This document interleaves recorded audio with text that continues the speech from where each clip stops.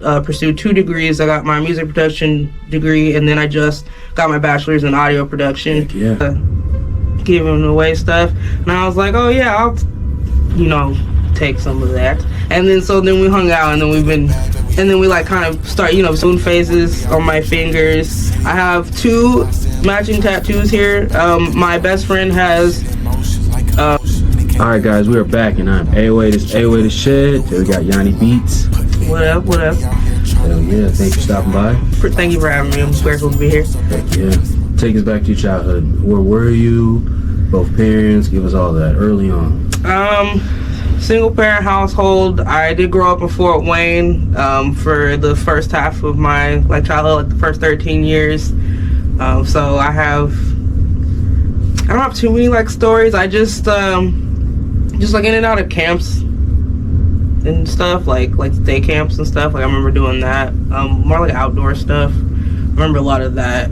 Nothing really drastic started happening until middle school or when I moved, because I moved out of state when I was 13. So I've been in California literally up until August of last year. So wow. I'm revisiting Fort Wayne as an adult now, so that's been fun.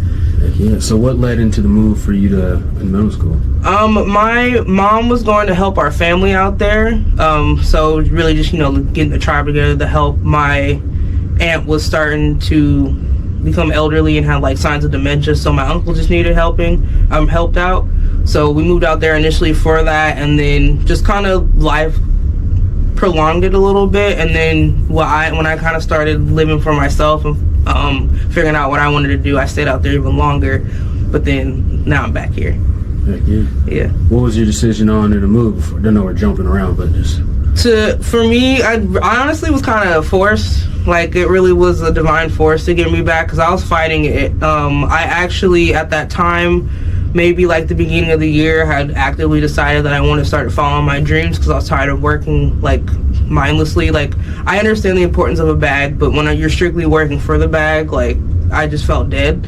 So I started doing that, and events led me back. But I was trying to make it work out there, but I was trying to live on my own, and it just wasn't working. So it just worked out to me coming back and regrouping and reconnecting, because most of my family is here. Because after my aunt and uncle passed, it really was just me out there biologically, not counting the family I made. But so everybody's really here. My mom's family is here. Heck yeah. Mm-hmm. So let's backtrack a little bit. What was it like going from Fort Wayne to California? I know for people who don't really know, California seems very free, very understanding of people of all cultures, versus Indiana kind of is a one state, kind of like a red state mentality. So how was that for a kid? Well, so growing up here, I still had a very diverse group of friends. So I was used to that. But when I moved and I learned about other cultures, when I learned about Filipino people, because I had a homie, he was Filipino, but I was not to sound ignorant at the time, but I was you look Asian, but Mexican at the same time. And then I learned Filipino people and the history. So it was really cool being introduced to even more culture, which was awesome, because it's more food, more music, all of that fun stuff. I like all that. But I remember that, but it is a night and day switch. I'm not even gonna lie. It is immediately, obviously hotter, and then the people, they even talk different. I remember my school was different, because we have lockers here, and we had to carry our stuff out there. So it was just, I just remember that switch. You adapt over time, but I just remember my first day of school out there. It was crazy. Okay. So did you have any rough patches, getting adjusted, or was it, since it was such an opening space, do you prefer to live out there? I miss it out there because of the roots I established, and I would like to be able to visit more often. I don't know if I want to live there, or not long term, just because there's so much I want to explore, and California is expensive. That's just what it is. But I my family, I said, that I made out there. There's lots of beauty in nature out there that I want to show him and just be back in. I still have lots of good times and beautiful memories out over there that I would like to re-experience. But my home base wouldn't be there. I definitely would visit. How has music always been a part of your life? It has, but I've always been in my own way too, so I didn't fully let myself like go for it. Like I did band in middle school and then stopped in high school because I didn't want to wear the marching band outfit. And then even prior to doing band in middle school, I just always feel like I wasn't good enough, or like, cause like my best friend at the time, beautiful singer, very talented. My talent was a little different, I learned now, but because I didn't have that natural talent, I didn't feel like I could do it, so I didn't pursue it as hard as I feel like I should. I have those regrets, I'm not gonna lie, but better late than never. I stand by that, and so I'm grateful that I got in when I did. So yeah. Did you pursue college? Yeah, I did go that way. I saw another interview where you asked him if he thought school was necessary. Yep. And I thought that was interesting. I like to hear both sides because I know people that, YouTube University, and then I went to LA Film School and pursued 2 degrees. I got my music production degree, and then I just got my bachelor's in audio production. Heck yeah. I like it because I need the structure, I need the discipline, and I have so many questions, and they give you the resources, and I like that. Yes, it costs money, but you have to invest in yourself anyway. Yeah. So that was my investment in me.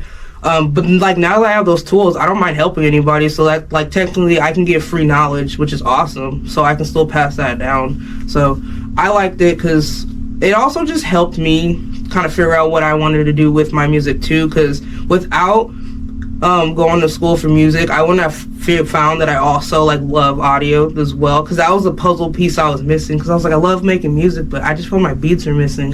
And then audio opened up so many windows and doors. I was like, oh, I love it here, so yeah. I'm grateful. What led into this, and how old were you when you decided to pursue it as a on camera? I know you said off camera. Did you decide to pursue it? I officially started like music in 2018. I was like, oh man, what was that? What year is it? 24? That's 6 years ago. Okay, yeah, so about 21, about to turn like 22-ish. Because I just was working. I wasn't like artistically focused. Like I didn't realize like music was my passion yet until I finally I was in a studio setting, and I watched like him, like the person perform, and then I watched his friend like do the like engineer stuff, and I was like, I really like what he's doing over there. And he was like, well, there's producing and engineering, like which one is it? And I was like, I don't know, whatever you're doing, I want to do it. So I kind of just dove in with production, and then I just kind of just like, oh, what does this do, and just got more into the audio and the technical side. So that was after, I think I took like a year gap in between degrees, and then I got back in it. So yeah. Mm-hmm. What did you want, and what do you want today from music? I just that's a good question. What I want from music specifically, nothing like crazy. I just want to like meet people and like kind of like what you're doing is like getting their stories and then kind of help them maybe be like a stepping stone to their passions or their dreams. And I like making music, and then they probably like making music, so we have that common interest. And then if I can just help you, that'd be cool, and just be like, oh yeah, I collab with Yanni on this, and I'm like, yeah, just hit me up. I really do want to work on video games. I want to engineer and produce on video games. I was gaming before I came. I love that, but I grew up playing games, and like Sony specifically is what I'm trying to get into. Okay. So that's like if I had to have a 9-to-5, Sony would be my 9-to-5 while I'm still helping people with music and doing all that. Okay. Mm-hmm. What's the most crucial thing for you to be successful in your career path that you're chasing? For someone that's trying to do what you're doing. Just get out of your way, man. Just also kind of having like a strong community. Because they'll help you stay level when you don't think you can, and you like need that grounding. You need those like anchors in your life. So between that and just essentially not caring and just pursuing anyway, like it doesn't matter if you think you can't do it, because like you can't, like you don't know, like but what if you can? So kind of just having that a more positive mindset, because we can and will stand in our way, but we got to get out of our way. Yeah. Yeah. When you went to school, was it easy for you to network, or was it more online? I did go online. I should have utilized my area better, because I could drive to the campus, but I did it online. We did have to do like discussion boards still too, so we were able to make the connections, because we did also have to like oh, check like your partner's work, see what they did. So we got to see what they did and you know, get their socials and connections, and that was cool because I was also mixed in like with film students and like more than just music too, because I love audio because I can do everything, like commercials, anything. So that'd be cool. That was I'm just very introverted. I don't know. I really like staying to myself as much as I am social. So I didn't utilize it as best as I could, but I did appreciate the resources that we had. Yeah. Mm-hmm. Oh, they got a lot of workshops and stuff too. Okay. Now you said, so when you started out, you were in California. Mm-hmm. So what is the community like for up and coming artists, producers, networkers, and everything like that out there versus you being here? What have you noticed? Well, out there, I think I just knew more people too because I grew up with a lot of people that were in the music community. So then when I started doing it, I kind of got like meshed into it. I really like it for the most part. Everybody wants to help each other. Like we all want to eat, and I like that. I know there's those few, and that's fine. But it is communal. There's a lot of like backyard stuff that they do out there. A lot of like cafe like shows. There's this woman I follow I have on Facebook. She's amazing. She does bass and keyboard. She just like, I don't know, she just finds a band and she's just in a band playing something. I love that. So that's cool. Out here, I'm still figuring it out. I didn't know Fort Wayne was popping on the music scene until I came back because I left as a kid and I also left like without my passion. So now that I know this, I'm finding that out and I think that's really cool. So I'm still trying to reach out and make those connections here, and I would love to because I grew up here as well. So having roots here and having roots back there would be, you know, phenomenal. Hell yeah. Mm-hmm. What has networking led for you? How many songs have you collabed with? How many people have reached out for? And how many people have you networked? Would you say worked with? Would you say overall? I couldn't give you. It's not a huge number, and I don't know the exact number, but I have like just on my Instagram, kind of when I like to do like. So during October, the artists do Arttober, I do Beattober, so I was just posting like a little like 8-bar every day, and so the followers came, and then like I met this guy. I'll have to give you his tag later. I'm sorry, bro. I'm so sorry because it's been a minute. I've been offline, but me and him, he rapped on one of my beats, and that was awesome. That was like one of my first like big projects like that, and then for him to post it on his socials, so I love that. That was one of my recent ones since I've been back, but he doesn't live here, but I worked on that being back in Fort Wayne. I have an old time friend. He was my trainer at one point too. He wants to do like audiobooks as well, and he's also writing to like an old beat of mine. So like I have like those. They're still like in the works because you know life still kind of gets in the way of us. But I have those, and then once I get out of my way and make more of a stand on making connections out here, I know I'll be working on more stuff. I know a lot of people are trying to make content. Like my cousin, he does comedy, and he makes TikTok. So I was like, hit me up for your audio stuff. Podcasting is huge too. Yeah. And so if people need editors, I can do that too. So just like reaching out to people. Yeah. How do you balance time with music, family, and everything in life? That's my biggest thing, and that's kind of what I'm getting back into. And because I lost music not being balanced like that, so I don't know, because I couldn't say like make a schedule, because there's still like a part of music, like I know you should sit down and do it, but I also like want to have that emotional feeling too, because that just makes the project a little more for me. For audio project, it's a little different because it's more so like an editing type of style, so it's not super emotional.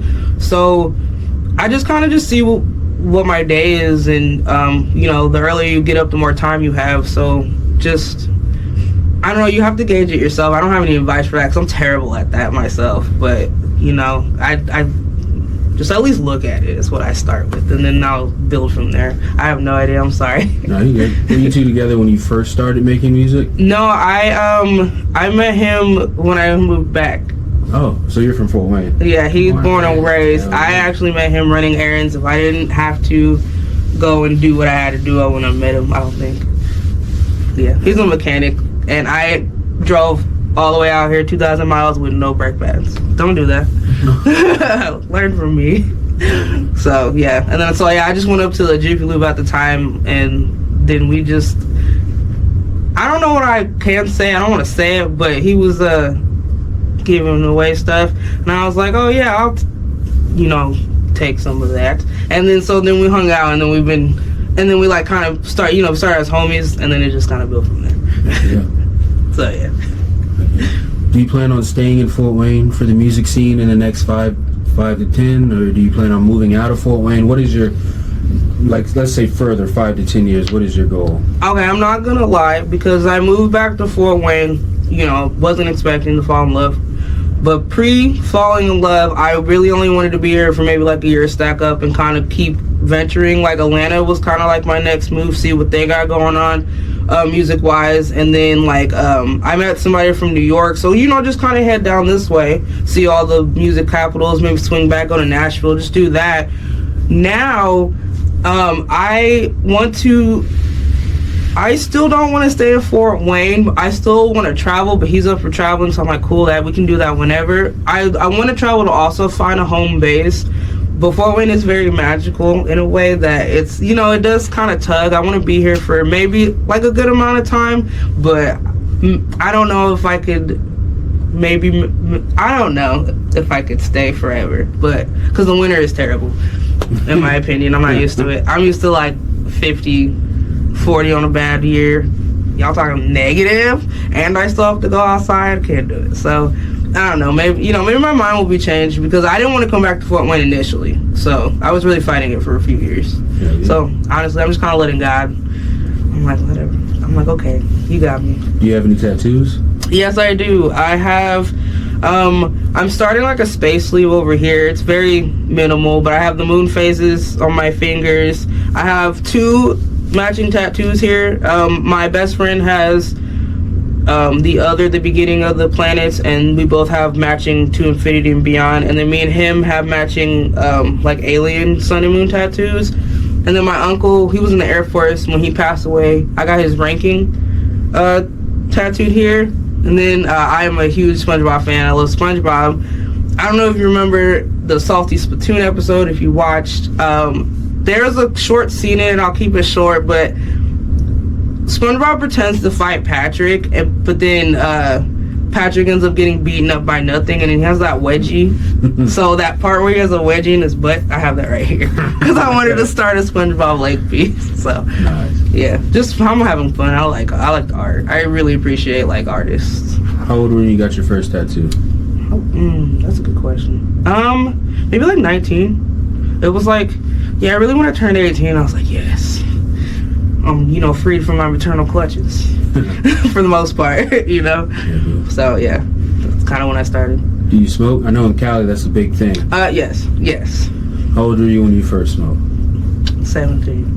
Be better than me, folks. Can you tell us your story? Oh, yeah, it's actually one of my favorite memories. I was just telling him about it, and I'll never forget it as much as I had smoked. We were at the park by my homegirl's house, and it was just this little pipe or whatever, we all put in back in those good old days, and we were hitting it, and we're smoking it, getting high. I just kind of remember being high, and I remember feeling it mainly here back in the day. I felt it a lot in my head, but the cops pulled up because they were looking for it wasn't the best area, even though there was a school right there. It was rough at night, like obviously like nobody should be outside, but the cops pulled up because they were looking for like a different group of people out. And so they come up to us and be like, what are you doing? And then my ass, because I'm very friendly, I was more social then than I am now. I was like, oh, we're just hanging out. Oh, well, then they were telling us why they were, have you seen these dudes? And I was like, no, what do they look like? What were they wearing? Where were they going? Like, I know. And I was like, bitch, shut up. Like, later on, I was like, and I could. And they just was like, you ladies shouldn't be out here, like, go home. Because my homegirl was like, we just live right here. I'm like, bet. Really? I forgot to tell you, when they came, we dropped and buried the pipe in, like, the mulch. I forgot to mention that because we panicked and we're just chilling because we're just hanging out at the park, and that hella late, that's not suspicious. And then but they let us go home, but we lost that pipe for a while, and then just like randomly we found it again. It was still buried, so we just thought that was a funny like tidbit to that story because we thought somebody took it, because it was a public place. But a lot of smoking memories in that park. We did the gravity bong for the first time in that park with the water jug. Okay. Oh, I learned how to roll in that park. Good times. Carolina, you see this? Yeah. Hell yeah. Is California more? You wouldn't say California is like a mecca for music? Oh, it definitely is. I'm late on the game, but that's why I was like, I love to come back and visit. So I'm from the northern half, so Sacramento's the capital, but for a minute I lived in the southern half, in Riverside. It's about an hour from LA.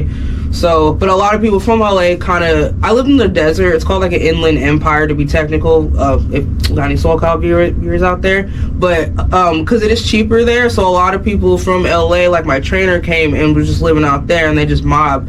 So I was meeting a lot of like people out there that was like he went to the same school I did, but he went for film. And then so I was just meeting a lot of artists. I didn't take advantage too hard, should have, but I was still new and very just like shy because I never think I'm good enough. That's my issue. But it really is because everybody's just migrating and people are coming over, and then even though people are still leaving, they're still sprinkled in. And then like, we got like, I still want to go to Nashville. I want to check them out, like hardcore. That's like, and then like New Orleans, like Louisiana, just period, because that's like where everything started basically. So just California, yes, like I'm not gonna talk down on my state. I spent half my life there, but there is other places, and that's also why like I want to explore. Like I miss California too. I also miss here, but also like I haven't even really seen what's going on in Indy even, so like there's just a lot I want to see and just see what everybody has. See what everybody's got going on musically, because it's so diverse and music's ever growing, and it's more than just what's on like TikTok and stuff. So like you never know who you're gonna meet, Most definitely. So you got a message to your fans and everybody who's watching, or what to expect, new project, new collab? yes, so message is get out of your own way. Okay, just the thoughts mean nothing. We are not our thoughts. I need to remind myself that all the time. New thing coming, I am working on my own kind of audio servicing company, Sanguine Sounds. It's come up and coming. I still am getting my portfolio together. Follow me on Instagram and YouTube and SoundCloud, Yanni Beats with 2 Z's, 1 word. And just, just pop in with me, slide in. I don't mind helping, collabing. We can make beats. We can go further. We can do content. I can do a lot. And I just have a lot of tools, and I just want to help. I just want to give back. Heck yeah. Heck yeah. Thanks for stopping by. Thanks for having me. Blessed to be here. Most definitely. If you're here in a year, I'd like to recap. Oh, absolutely. That'd be dope.